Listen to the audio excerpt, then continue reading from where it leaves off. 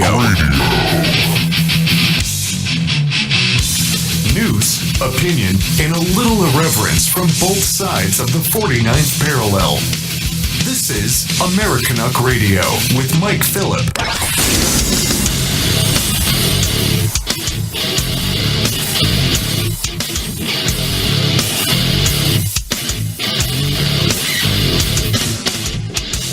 Welcome back to Americanuck Radio, everybody. It's that time again. This is your host, Mike Phillip, coming at you live from Western Canada. And every once in a while, I just can't wait to get on the air. I'm just chomping at the bit to do this show today. We have what may be the most important broadcast that anybody living in the landmass affectionately known as the Dominion of Canada may ever hear in their life. We're going to bring you out some information today that's going to make you question everything that you have ever learned. Now listen, if you're tuning in from the United States of America, the UK, I don't care, Iran, this information is important and it affects you. We have a great guest. Sitting across from me in the studio, we have Craig Owen Jenkins, a man that I greatly respect, and he's going to be joining us today. Say hi, Craig. Hi, Craig. Hi, Craig. There it is. That's how clever he is. We've also got Super Don Naylor down in Oregon riding shotgun, and we're going to be joining up with our guest, Doug Force, right after we launch this show. In the words of Jerry Reed, we've got a long way to go and a short time to get there, so let's do it now. Americanuck Radio. I love it. My girlfriend loves it. Even my dog loves it. I love you. Oh my God. Americanuck Radio. We love you. That's all I listen to. Americanuck Radio. Sounds like a party, baby. Ooh, yeah. Without further ado, everybody, I'd like to introduce you to today's guest, Doug Force. Doug, how are you? I'm doing absolutely fantastic, Mike. Thank you very much for having me on. Let me give everybody a little background on how I got here. I've been researching this particular topic, The Myth is Canada, for about 12 years. I created a film company last December called Nephilim Films. That's Nephalem Films, and we're nephilimfilms.com. Today, while we're doing this show, I would suggest that your listeners actually get on the website and follow the timeline that we've got posted up there, and download some of the documentation that we'll be talking about. They can follow along as I speak about it, looking up the various things that we will be talking about today on the air. But first, I'd like to start with a few questions, if we have some time. Questions are good. So in 2017, here in Canada, we are celebrating 150 years of Confederation. Isn't that amazing? I have one question in particular. Where are the Articles of Confederation? I have definitely looked in all the various places here in Canada where they might be, and guess what? There aren't any. So question number 2 is, why was Canada known as the Dominion of Canada, a British colony until 1931, if Canada had confederated and is a sovereign nation? That's always been a major bug to me, the whole British connections with Canada. Are we a country or aren't we? I mean, what's going on? And listen, we've done shows in the past talking about the absolute need for the West to separate out of Canada. We've discussed the possibility of joining the Union and becoming a state, forming a Western Republic. And that's why I have you on today. That's why this is such a fascinating topic. Because if you are correct in your assertions, then there's no need for a separation. What other questions are you going to be posing today and answering, Doug? Well, let's see. What's question number 3 here is, why would the Brits create the British North American Act in 1867 if Canada confederated and is a sovereign nation? And then I have question number 4. Why in 1893 would the Brits deem it necessary to repeal certain sections of the British North American Act with the Statutes Law Revisions Act if Canada confederated and is a sovereign nation? And then the 5th question I have is, why, in 1931, would the British Parliament create the Statute of Westminster to nullify the British North American Act if Canada already confederated and was a sovereign nation? Do you see the theme that I'm getting at here? I do, and there's a mountain of information here. I was going over your website. By the way, everybody, if you have a hard time spelling Nephilim Films, we have linked to Doug's website on Americanuckradio.com. If you head over to AmericanUCKRadio.com, scroll down underneath the live player, you will find a direct link to Doug's website with a trailer for his new movie, The Myth is Canada. And that just that title alone got me. In fact, I found somebody sent me a link to an interview with you on YouTube, and I said to myself, I have got to get this guy on the show because there's one thing I love doing, and that is torpedoing lies. I don't like liars. I never have. If somebody's lying to you, it means that they're either misrepresenting themselves or they're about to do something that you are not going to like. And just pouring over the information. And listen, I am here to learn, okay? I am not the expert at all. I'm just a talk show host. And Doug is the one that has done the dirty work and the research. So basically, I'm a listener today, Doug. I'm here to learn. I'm here to hear about what you found. So, you know, in this first segment, generally, we just get into the topic, what it's going to be about. But I have an idea. After the commercial break coming up, you're going to launch. And listen, you're going to want to listen up. You're going to want to download this podcast, listen to it again, go to the website, do the research. And because I get a lot of people asking me, well, what's the answer? What do we do? That's what Doug is going to tell you today. Well, and we have time for the last two questions here. Why did Prime Minister Trudeau in 1982 have his Liberal government create the Canada Act and then take that act to a foreign monarch and have her Parliament pass that act as the Constitution Act 1982 if Canada confederated 115 years earlier and is a sovereign nation? And then finally, why do prime ministers and other officials, when sworn into office here in Canada, swear their allegiance to a foreign monarch, Queen Elizabeth, and not to the people of Canada if Canada confederated and is a sovereign nation? For our American listeners listening in, he's absolutely right. Justin Trudeau or any prime minister, when they're sworn in as the so-called leader of Canada, they swear allegiance to Queen Elizabeth, Windsor, over in the UK. And if you don't believe me, listen to this. I've got proof. I, Justin P.J. Trudeau, do swear that I will be faithful and bear true allegiance to Her Majesty Queen Elizabeth II, Queen of Canada, her heirs and successors. So help me God. Now, which hairs is he talking about? The ones on her head? The blue ones or the white ones? I mean, this guy's a village idiot. I mean, if you ran into this guy and just struck up a conversation, you'd almost feel sorry for him if he wasn't so rich. But you notice he swore allegiance to the Queen and her family and descendants. There's nothing there about what's he doing to protect Canadians' rights. Right, to hell with Canadians. Yeah, exactly. So what's your last question there, Doug?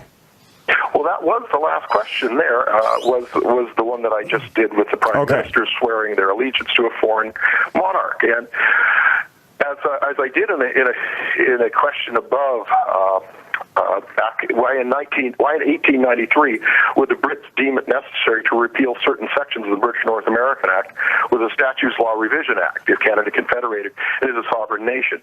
And within that act, they repealed Section 2 of the British North American Act, which stated clearly that the Queen and monarch and her heirs and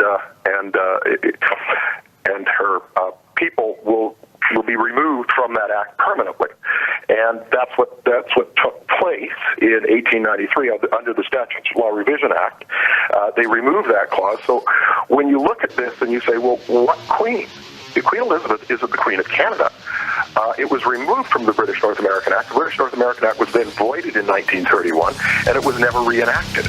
Doug, I hate to cut you off, but I hear the music. That means we're going into a break. We'll be back with Doug Force and the myth that is Canada right after this.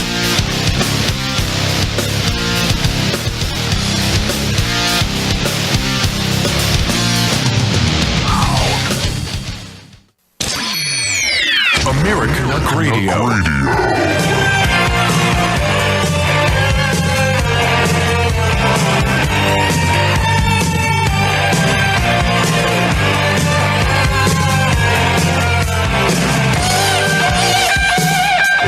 Welcome back to Americanuck Radio. The call-in line is 855-660-4261. We've got Doug Force, maker of a brand new documentary film, The Myth is Canada. Now, living in Canada as a kid, growing up, I had a lot of questions, and my gut told me that there was something very wrong with this country. There's a lot of rot under the floorboards. People seem to think that Canadians are all sunshine and lollipops, and there's no crime here, and people just leave their front door open, and complete strangers can stop by and grab something out of the fridge, and we're all holding hands and singing Kumbaya. Nothing could be further from the truth, and it turns out that Canada is based on a lie. Mr. Doug Force, I'm going to let you go. Well, thank you, Mike. And I just wanted to give the people that are listening here some clarity on the last thing that I had said about the Section 2 that was repealed from the British North American Act. And I have it now here. The Section 2 that was repealed, it says specifically, the provisions of this Act referring to Her Majesty, the Queen, extend also to the heirs and successors of Her Majesty, kings and queens of the United Kingdom of Great Britain and Ireland. That was taken out of the British North American Act, and it's never been reenacted prior to 1931 when it could have been, and after 1931 when the British North American Act became null and void and the UK Parliament couldn't reenact anything for Canada at that point due to the provision that was within the Statute of Westminster disallowing them from doing that. Hence, the question comes up, what Queen of Canada? Or what monarch of Canada? There isn't one. So when Mr. Trudeau, as we heard earlier, gives his allegiance, he's actually swearing his allegiance to a foreign power. And he has no allegiance to the people of Canada. There are a number of court cases that have been tried, one specifically in Alberta a couple of years ago, that the judge stated very clearly that once a politician is elected, he does not have to fulfill his electoral promises or, for that matter, do anything that his constituents want once he has been elected either provincially or federally. So you got to ask yourself, if Canada confederated in 1867 and we're a sovereign nation, why don't we have a say in the government once we've cast our vote? So it just gets worse and worse. But the way that it was done historically, the British North American Act, everybody thinks, oh, well, because I've had discussions with people who said, oh, the British North American Act, they are the of Confederation. And the reality is that they're not. Articles of Confederation are a completely different document. The British North American Act was actually passed in 1867 as an order in council. It never actually went through the British Parliament to be passed simply because they needed it very quickly. And Lord Thrang, who wrote the British North American Act, actually wrote it as letters patent for the government to be seated in the corporation sole, Canada. I'm sorry, I'm getting beat on another call, and I'm going to go through to the machine. That's okay. That's okay. We'll bear with you here. So all the pomp and pageantry is a big sham, and it's just that. It's pomp and pageantry at these big swearing-in ceremonies. Well, and one needs to understand that, what I'll do very quickly here, I'm going to give a quick definition of what I've just said here. What is letters patent? What is a corporation sole? And it's very interesting to see that Blackstone talks about corporation soles consists of one person only and their successors in some particular station who are incorporated by law in order to give them some legal capacities and advantages, particularly that of perpetuity, which in their natural state they could not have. He then proposes two conspicuous examples of corporation soles. One civil, the monarch and or their appointments can be a corporation sole. The other is the ecclesiastical. So how do you you take the seat in a corporation sole? Through letters patent. And letters patent are a type of legal instrument in the form of published written order issued by a monarch, president, or other head of state, generally granting an office, right, or status to a person. Letters patent are issued for the appointment of representatives of the crown, such as governor-generals of dominions or commonwealth realms. So there you have it, the two definitions. And so there was a gentleman by the name of Russell Roger Smith who did what they called a walkabout in Ottawa in the late 1920s, early 1930s, looking for the British North American Act in the archives. And not finding it because, A, it never came to Canada. It was never for Canada. Hence, how could the British North American Act ever be even looked at as Articles of Confederation, let alone being an act that belonged to Canada when it actually belonged to the Governor-Generals that were appointed to fit in the corporation sole known as Canada. Now, if you ever read the British North American Act, you'd see that it was actually a blueprint for constructing a government. It explained how to create the office of the Prime Minister and the various stages of government, the House of Commons and the Senate, et cetera, and it also extended its reach into the various provinces under lieutenant governors, and the appointment of lieutenant governors who only had allegiance to the Governor-General, and the Governor-General who only had allegiance to the Queen, or at that time it would have been Queen Victoria. So we look at this and we go, well, what is Canada? That's the question. What is Canada? Well, we know what it was, and it was not a confederated sovereign nation up until 1931. It was a corporation sole run by the Governor-General through letters patent. It was a dominion. It was a colony of the British Empire. After 1931, that's when the waters start getting very, very muddy, because the people in power in Ottawa at that time didn't want to give it up. The Statute of Westminster allowed the people of Canada to constitute or confederate a lawful, legal, de jure government.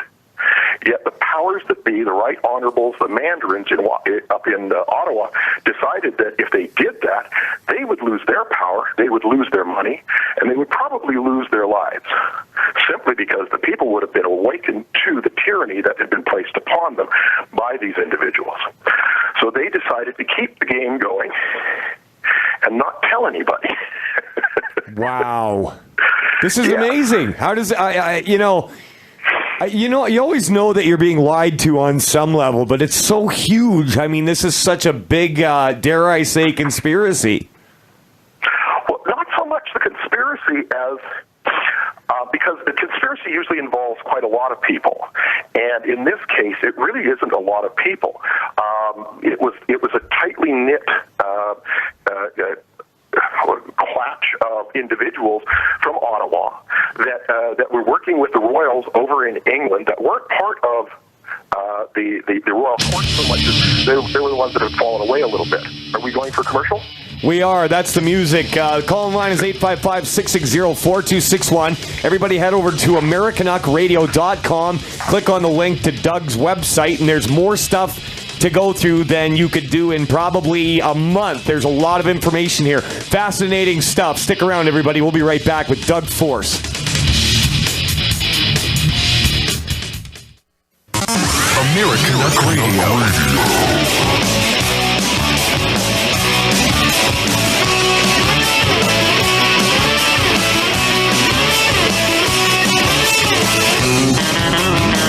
Welcome back to Americanuck Radio, everybody. We are live once again. Mike Phillip coming at you from Western Canada. On line one, we've got Kevin J. Johnston, who's an okay guy, I guess. Line two, we got Tina in Quebec.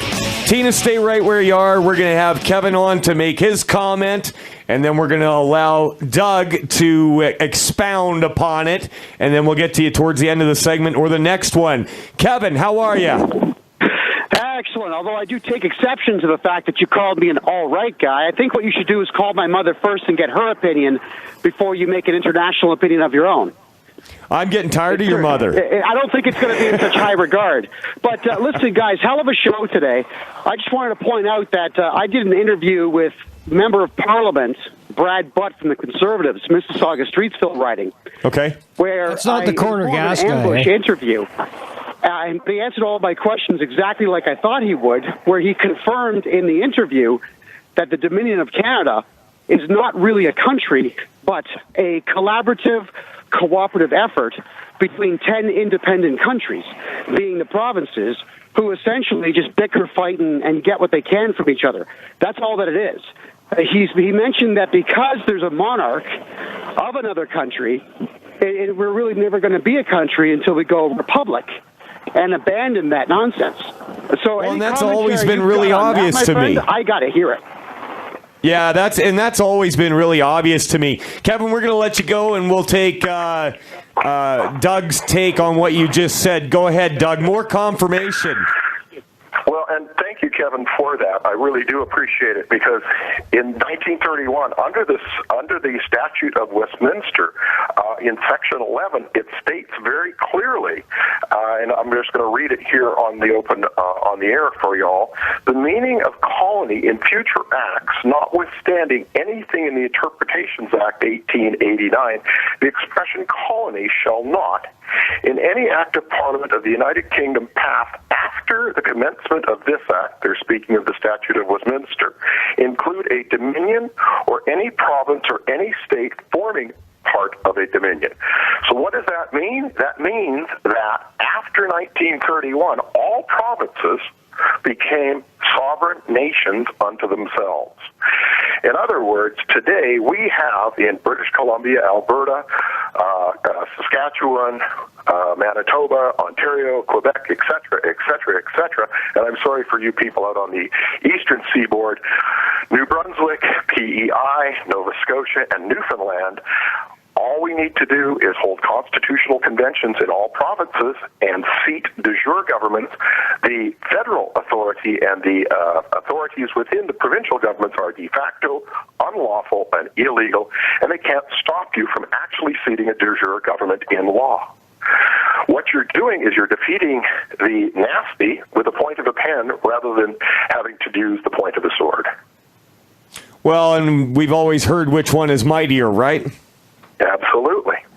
This is amazing stuff. I mean, it just blows my mind. But at the same time, this totally makes sense to me, because I've been saying this forever. How can you have a country with a foreign head of state? I mean, bare minimum, that means you're occupied. And that's just it. Yeah, exactly. I mean, when I lived in Medicine Hat, Alberta, down in the near the U.S. border, we had British troops in town all the time from the Army base at Suffield. And I remember thinking to myself, why would we have a foreign nation's troops working on our soil? No country does that. Well, and that's the problem, that we are not a country. Canada is not a sovereign nation. That's the whole idea. That's why I was saying, if Canada confederated in 1867, then we're a sovereign nation, but we're not. And all those questions that we started with in the beginning of this show, as we are going on here, we're just proving the answers to these questions show that Canada never confederated. Canada is not a sovereign nation. And the next thing, I think you might want to bring on this lady from Quebec, because I'm going to talk about Quebec and the PQ party bamboozling the poor people of Quebec for all these years, with the referendums and how they want to separate and all this other stuff, and it was just a money grab. It's just a power grab, when all they had to do was actually hold a constitutional convention and seat a de jure government. You're free. Beautiful. Let's head over to Quebec and see what's on Tina's mind. Tina, how are you, and what's on your mind today? Well, first of all, I want to thank you, Mike, for inviting Doug, and by the way, hi, Kevin, because, this just blew my mind, and being a Quebecer, being here, and being in the lie this whole time, it's mind-blowing. It's just very hard to digest, honest to God. And the fact that we're not even a Canadian We're not even Canadian in the sense that, so what are we? You know? And we need to expose this lie, and we need to come back. We need to have the light of truth. We need to come back to the truth. And we need the people to know about it. Well, and interestingly enough, so you're in Quebec, and for years I had this massive anti-Quebec attitude because of the media and the separation thing. And yeah, let Quebec go. They get more than their share of transfer payments and equalization payments, and I hate Quebec, blah, blah, blah. In the last little while, since I've been doing the show, I've actually gained a new respect for Quebec and them wanting to have nothing to do with Canada. I respect that, and I wish that more people thought that way, but it turns out it is that way. Well, the thing, Mike, is... Okay, go ahead. Sorry, I'll say it after. Go ahead. I just wanted to say, Tina, that the thing is that the people of Quebec, as they have in all provinces across Canada, have always had the ability to seat de jure government. All they needed to do was hold a constitutional convention. Now, with the Mrs. Canada, as we get the movie made, we're also going to create an interactive website for people. And the last half hour of the movie will explain to people how to do just that. Working with the interactive website, we'll have constitutional boilerplates explaining what a constitution is, how to hold a constitutional convention, what to put in a constitution, et cetera, et cetera, et cetera. We'll hold webinars for people to sign up for to go ahead and do that. And I expect Quebec, I'm going to get inundated, so I'm going to have to bring some French-speaking people in to teach the Quebecers through our webinars how to do just that. Wow. Well, the thing is that the sad thing is they created a duality. A lot of people left Quebec. You know, the English were mistreated here. Anybody that spoke English was mistreated here. They brainwashed the French Canadians to really hate us, and vice versa. And the thing is, you know, most Montrealers that were Anglophone or anyone that spoke English, even if they did speak French or a mother tongue, they left. They left out of desperation because they didn't see hope. And this whole thing, and meanwhile, they're getting paid off, and the scam is continuing with the Parti Québécois, and other parties are coming when they know the truth, and this is just unacceptable. Just unacceptable. Unbelievable. And that's the problem. I mean, Quebec, they did the divide and conquer. The powers that be did the divide and conquer. Let's pit the English against the French so that they don't come together and they don't constitute a lawful and legal government. And this way we can continue to suck their labor out of their wallets and live our fat cat lifestyles, but through heavy taxation. Unbelievable. Unreal. Tina, do you have any closing comments for our guest?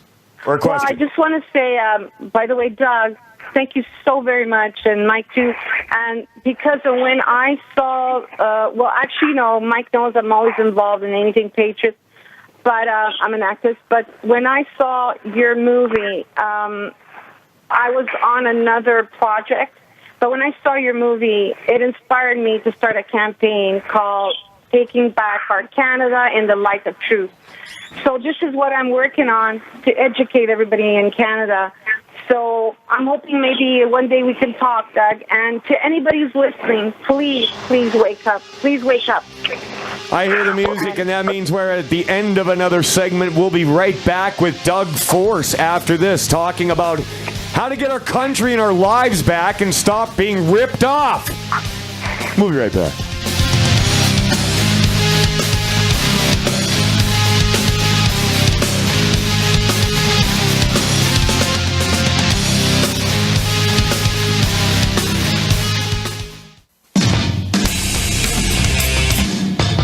Who needs special powers? The politicians. They're the ones who want special powers naturally because they're in the power game. And what they can get from Ottawa, they will have more in Charlottetown, in Quebec City, in Victoria, BC. That's the game of politics, power. We're not gonna take it. No! We ain't gonna take it. We're not gonna take it anymore. Just keep trying to make us. We're not gonna take it. Come on! We ain't gonna take it.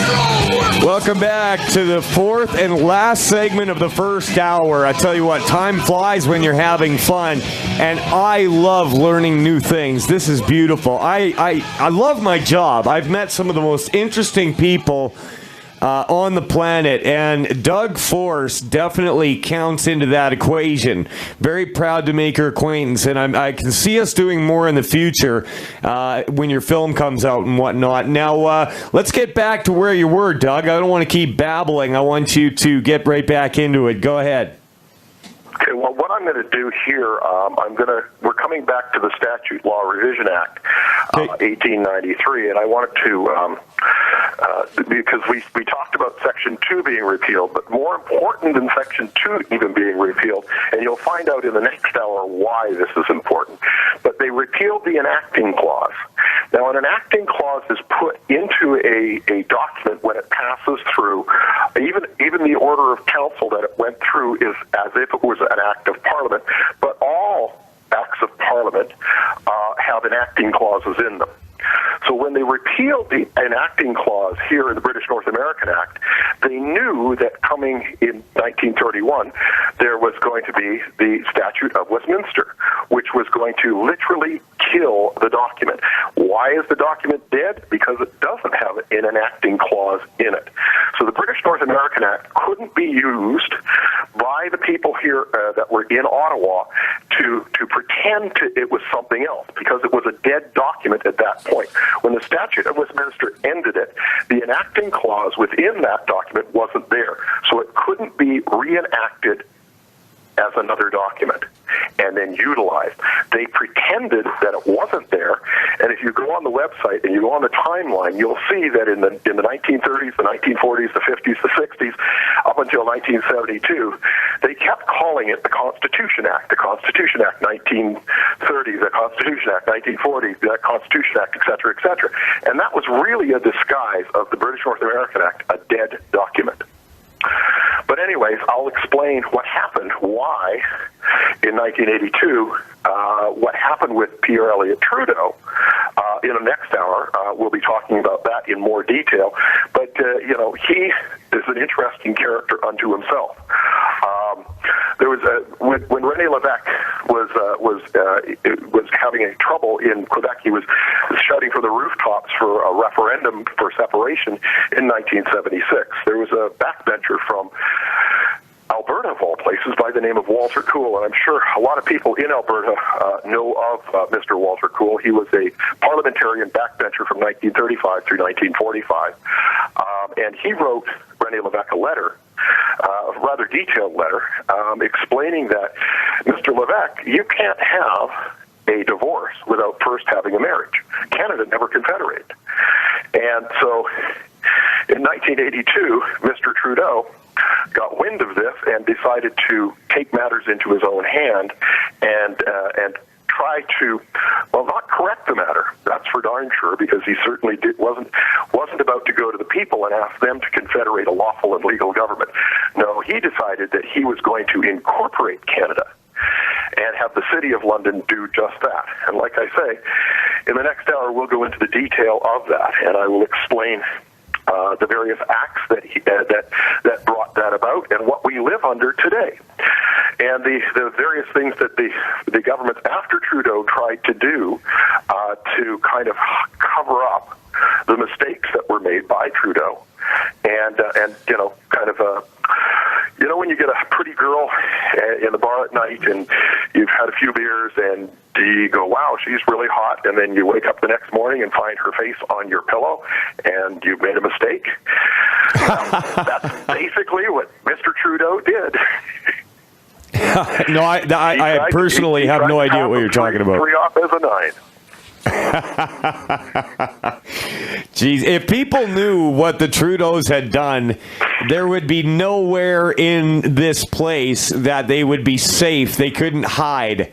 I mean, they've destroyed so many lives. I mean, with the Bank of Canada, they've screwed everything. I had a guy contact me today. He said he has a conscript of a conversation between Richard Nixon and Pierre Elliott Trudeau about the direction that Canada should take. And it seems like since Pierre Elliott Trudeau, now that's where we've got this big diversity is strength. You can't misgender somebody. All of it seemed to start with him. Well, and speaking of the Bank of Canada, I was lucky enough to attend the final press conference for the Comer lawsuit. And, the Comer lawsuit. They had just received from the Supreme Court of Canada a decision by the Supreme Court, and it was actually quite funny because they sued the politicians to use the Bank of Canada to create money interest-free, and they wound it all the way through. Now, each court they won in. They won in the lower courts, they won in the Supreme Court of Ontario, and then they went on to because it was appealed by the government, it went on to the Supreme Court of Canada. And the Supreme Court of Canada said, well, they're not going to make any decisions on it because it's a political issue. And that was the whole idea behind the lawsuit, was they were suing the politicians to use this. Of course, it's a political issue. But the Canadian Supreme Court, the highest court in the land, just turned a blind eye to it and threw it back and said, yeah, we're not going to do anything about this. It's a political issue. Talk to your politicians. Amazing. And I just think this is absolutely amazing that people actually, and I feel sorry for the people at Comer because they lost years of their lives going through this, only to have these people spit in their face. Yeah, and well, not only that, but I mean, it's just not taught in the schools. I mean, people have no concept of what we're talking about for the most part. It is growing in the last few years, though, with the internet and everything. Well, and it is getting out there. There's a lot of intelligent people here in Canada that have literally had enough, and they're going. Eldon Warman was a gentleman that when I came back from the States after I was doing Bamboozle down there, I was on his way, and I had communications with him about the oath of fealty, etc. And he was the one that actually kind of energized me with the Walter Cool letter, and I read the letter, and I just couldn't believe what I was reading. And so I did. That's what started me on my research binge, was the letter that Cool had written, and I wanted to make sure that the facts were the facts. And so Eldon Warman, there was another gentleman who wrote a book called Fraud, Deception, and Manipulation, a gentleman by the name of Robert Marquis. Now, Eldon passed away, I guess it was April, May of this year, and then Robert Marquis, a wonderful gentleman. If you ever get the opportunity to get the book, Fraud, Deception, and Manipulation, it's a great read. He passed away in July of this year, regrettably. We're starting to lose a lot of these really strong people that were around. There was another gentleman out of Ontario, a gentleman by the name of Malcolm Stopani Thompson. And he passed away in 2015, regrettably. But he went in front of the Ontario Government Board and for 20 minutes explained how the federal government illegally collected GST in 2000, that they had no legal standing to collect GST. And he explained it to him. He drew it out in a 20-minute presentation, and there was towards the end of the presentation, there's a gentleman that says, does Mr. Stefani Thompson have time for questions? And the lady running it says, absolutely not. He has to go as soon as he's done. Yeah, and I mean, for our American listeners, the GST is the goods and service tax. What was it, 7% when it went in, and then Harper reduced it to 5%? Wasn't that the deal, or was that Chrétien? Well, and you got to understand something here that's even worse. It's at 13% now, and they call it HST. Right. Do they have the right to collect that? Well, according to the documents that they produce that say that gives them the right to exist, there's a section, I believe it's 92.1 or 92.2. Don't take my word for it. Go look it up yourself. It would be within the British North American Act. I don't have it in front of me right now. I can look it up for the next hour. But it states very clearly that the provinces have the right of direct taxation and no other kind of taxation, period. So the provinces have the right to collect income tax, but the federal authority has no right to collect income tax, but they have the right to do other types of taxes like import, export, et cetera, et cetera. So where the provinces get off in charging sales tax, gas tax, now we have global warming tax, we have all these other taxes that provinces put on that they have no right to collect. Wow, this is amazing. Yeah, I hear the music, Doug. We're going into a network break. This is fascinating stuff. Everybody stick around. Go grab yourself a coffee and get ready for the second hour of Americanuck Radio with Doug Force. We'll be back after this.